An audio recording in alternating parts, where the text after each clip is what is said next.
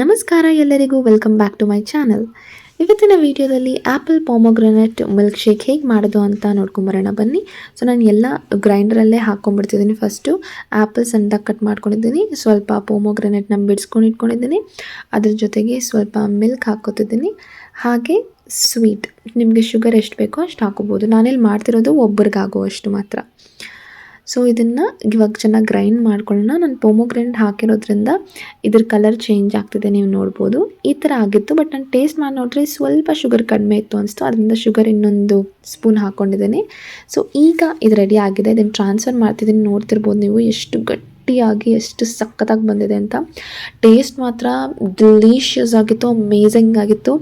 ನೀವು ಇವತ್ತೇ ಆ ಥರ ಟ್ರೈ ಮಾಡಿ ನೋಡಿ.